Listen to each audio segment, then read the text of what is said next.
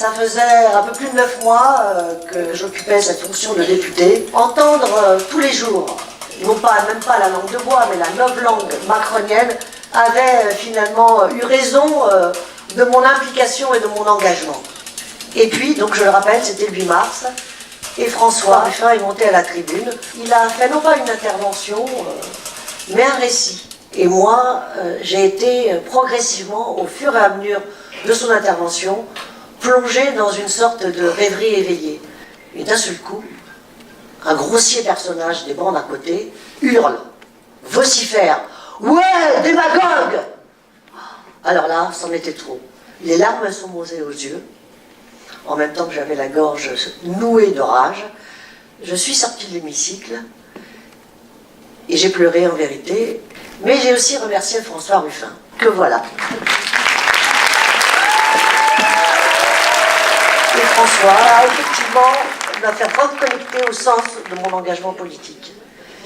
Et c'est pour ça que je l'ai remercié. C'était le 8 mars 2018. Ah oui, d'accord. Et si je suis là ce soir, c'est parce qu'il y a Sabine. Hein. Même si je trouve que venir dans le cinéma d'Eddie Mitchell, c'est pas rien non plus. Mais... Et par ailleurs, je pense que Sabine, enfin moi, de ce que j'ai vu, c'est la députée la plus sincère de l'Assemblée nationale et au fond, la plus vénère. Mais bon, voilà. On sait très bien que le film qu'on vous propose ce soir, avec toute la subjectivité assumée, n'a pas sa place à la télévision aujourd'hui. Ça n'a pas sa place. Ce genre de choses-là, d'objets inattendus, n'ont pas leur place à la télévision, malgré la multiplicité des canaux. Mais c'était une nécessité vitale pour moi-même d'aller retraverser le pays, de mettre des vies, des visages, de la chair, des prénoms, et de savoir pour qui je me bats.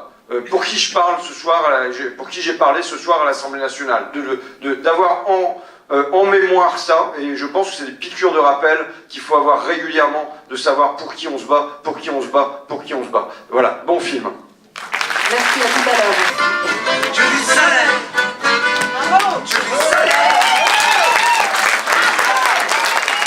Merci.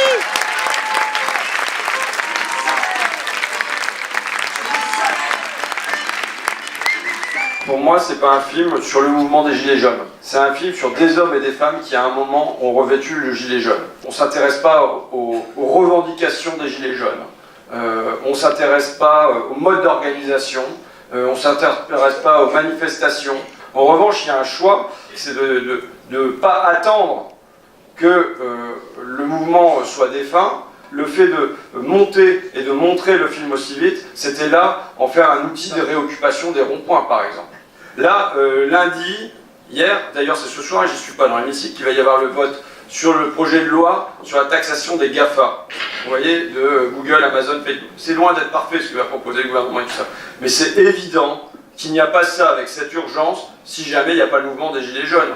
C'est évident. Moi, il y a un avocat d'affaires qui est venu me voir et qui est sympathisant des Gilets jaunes. Il y a comme ça des anomalies sociales, bon, bah, faut les admettre. Mais, et donc il me montre le budget 2019 avant les Gilets jaunes, et tout le monde perd sauf les 1%. Et il me montre le budget 2019 après les Gilets jaunes, tout le monde gagne, rassurez-vous, les 1% aussi. Et bon, voilà. Mais ça a bougé. C'est une minorité qui s'est bougée derrière. Ils ont gagné un peu en étant peu. Si jamais on s'y mettait à beaucoup, qu'est-ce qu'on gagnerait, quoi? La politique, il y a beaucoup de gens qui n'y croient plus. Les Gilets jaunes, je crois qu'ils se sont mis sur les ronds-points pour ça. Mais maintenant, on ne croit plus à l'action politique. On ne sait plus quoi faire. On voit bien que le pouvoir, c'est du côté de l'argent. Et la représentativité, ça marche comment? Qu'est-ce que ça va devenir? L'exercice du pouvoir, la démocratie. Alors là, ces 3 heures, je vais plancher. Bon, non... crise de la représentation, il n'y a pas de doute, ne serait-ce que la non-représentation sociale. Les gens qu'on voit à l'écran, il y a 0 député qui leur ressemble à l'Assemblée nationale. 0. Il faut des représentants, je ne sais pas trop, peut-être qu'on peut faire ça, mais c'est que ça me paraît compliqué. Mais en revanche, il faut toujours que le peuple se bouge, quoi. La rue, les urnes, la rue, les urnes, la rue, les urnes. C'est pas vrai que s'il n'y a que l'un, il faut qu'on élise des gens dont on sent qu'ils vont quand même pas être le bras armé des banquiers. Bon, mais derrière, il faut que les gens ils se lèvent et puis qu'ils poussent. Moi, je tape du poing en commission, on est un certain nombre à faire des interventions à la tribune dans l'Assemblée nationale, mais à quoi ça sert s'il n'y a pas une grève à Orly, s'il n'y a pas une grève à Roissy? Si jamais on n'a pas ça, on est comme un point qui s'appuie sur aucune force sociale. Avec les beaux jours, les gilets jaunes vont revenir et installer des barbecues sur les ronds-points. Moi, je suggère le barbecue comme arme révolutionnaire. Et moi, je crois qu'on met les gens en mouvement en politique, pas seulement par un programme et les plus parfaites revendications, mais aussi par le rire, par les larmes, par la colère. Et aujourd'hui, ce qu'il faut, c'est à nouveau raccrocher les wagons au mouvement des Gilets jaunes.